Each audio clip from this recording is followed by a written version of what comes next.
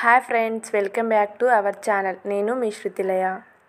ఈరోజు మన రెసిపీ వచ్చేసి తెలంగాణ స్పెషల్ సర్వపిండి. ఈ సర్వపిండిని మార్నింగ్ బ్రేక్ఫాస్ట్గా కానీ ఈవినింగ్ స్నాక్స్గా కానీ చాలా సింపుల్ అండ్ ఈజీగా చేసేసుకోవచ్చు. ఈ సర్వపిండిని ఎలా తయారు చేయాలో ఇప్పుడు మనం చూసేద్దాం. సో ఇక లేట్ చేయకుండా వీడియోలోకి వెళ్ళిపోదాం. ముందు ఒక బౌల్ తీసుకొని ఒక 2 కప్స్ వరకు బియ్యపిండి తీసుకోవాలి. నేనైతే ఇక్కడ 2 కప్స్ తీసుకున్నాను. మీరు ఎంత క్వాంటిటీ కావాలంటే అంత తీసుకోండి. ఇప్పుడు ఈ పిండిలో 1 టేబుల్ స్పూన్ వరకు జీలకర్ర, అలాగే కొద్దిగా శనగపప్పు. ఈ శనగపప్పుని మీరు నానబెట్టి అయినా వేసుకోవచ్చు, డైరెక్ట్గా కానీ వేసుకోవచ్చు. అలాగే ఒక మీడియం సైజ్ ఆనియన్స్ కట్ చేసుకొని వేసుకోవాలి. ఇప్పుడు ఇందులో ఒక 1/2 టేబుల్ స్పూన్ వరకు పసుపు, కొద్దిగా పల్లీలు. ఈ పల్లీలను మీరు 2గా ముక్కలుగా చేసి వేసుకోవచ్చు, కానీ నేను ఇక్కడ డైరెక్ట్ వేసుకున్నాను. అలాగే కొద్దిగా నువ్వులు వేసుకోండి. నువ్వులు వేసుకోవడం వల్ల సర్వపిండి మరింత టేస్టీగా ఉంటుంది.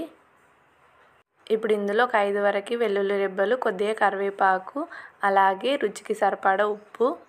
ఇప్పుడు ఇందులో ఒక 1/2 టేబుల్ స్పూన్ వరకు ధనియా పౌడర్, అలాగే 1 టేబుల్ స్పూన్ వరకు కారం వేసుకోవాలి. ఇప్పుడు మనం సర్వపిండిలో కావాల్సినవన్నీ వేసుకున్నాము. ఇప్పుడు బాగా కలుపుకోవాలి. ఇప్పుడు ఈ పిండిలో కొద్దిగా వాటర్ వేసుకొని చపాతీ పిండిలా కలుపుకోవాలి. వాటర్ కన్సిస్టెంట్ చూసుకుంటూ కలుపుకోవాలి, లేకపోతే పిండి లూజ్గా అవుతుంది. పిండిని వీడియోలో చూపిస్తున్నట్లుగా ఈ కన్సిస్టెన్సీలో కలుపుకొని పక్కన పెట్టుకోవాలి. ఇప్పుడు ఒక మందపాటి గిన్నెను తీసుకొని ఆయిల్ అప్లై చేసుకొని ఇలా వీడియోలో చూపిస్తున్నట్లుగా ఒత్తుకోవాలి. మనం చేతితో ఒత్తుతున్నాం కాబట్టి మందంగానే ఉంటుంది. ఇలా వీడియోలో చూపిస్తున్నట్లుగా అంతా ఈవెన్గా ఒత్తుకోవాలి.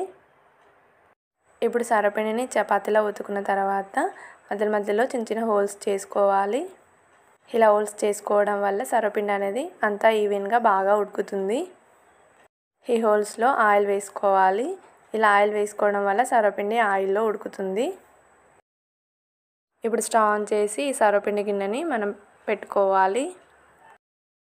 ఈ సర్వపిండిని స్టవ్ లో ఫ్లేమ్లో పెట్టి ఉడకనివ్వాలి. అలా అయితేనే సర్వపిండి బాగా ఉడుకుతుంది, లేకపోతే సర్వపిండి మాడిపోతుంది. సర్వపిండి ఉడికేటప్పుడు మనం మూత పెట్టుకోవాలి. అలా అయితేనే సర్వపిండి ఆవిరిలో బాగా ఉడుకుతుంది. ఇప్పుడు ఒక 5 మినిట్స్ తర్వాత మూత తీసి చూడండి. సర్వపిండి బాగా ఉడుకుతుంది. ఒక 10 మినిట్స్ వరకు స్టవ్ లో ఫ్లేమ్లో ఉడకనివ్వాలి. ఇప్పుడు సర్వపిండి బాగా ఉడికింది. మీరు సర్వపిండి మరీ క్రిస్పీగా కావాలంటే ఇంకోవైపు కాల్చుకోవాలి. ఇలా అయితే సర్వపిండి మెత్తగా ఉంటుంది.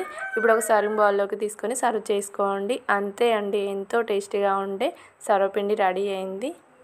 ఈ సర్వపిండి చాలా హెల్తీ రెసిపీ అండి. పిల్లల నుండి పెద్దల వరకు చాలా ఇష్టంగా తింటారు. ఎప్పుడైనా నోటికి టేస్టీగా తినాలనిపించినప్పుడు ఇలా ఒకసారి సర్వపిండి చేసి చూడండి. టేస్ట్ చాలా బాగుంటుంది. ఇలాంటి సాంప్రదాయక వంటలు మీరు కూడా ఇంట్లో ఒకసారి ట్రై చేయండి. ఎలా వచ్చిందో కామెంట్ సెక్షన్లో కామెంట్ పెట్టండి. బ్రేక్ఫాస్ట్గా కానీ స్నాక్స్గా కానీ ఏం చేయాలో తెలియనప్పుడు ఇంట్లో ఉన్న వాటితో ఇలా సర్వపిండి చేయండి. టేస్ట్ అదిరిపోతుంది.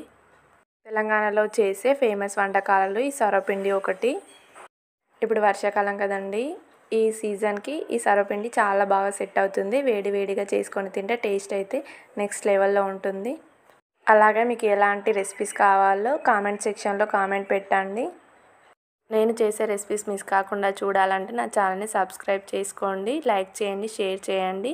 Thank you for watching this video.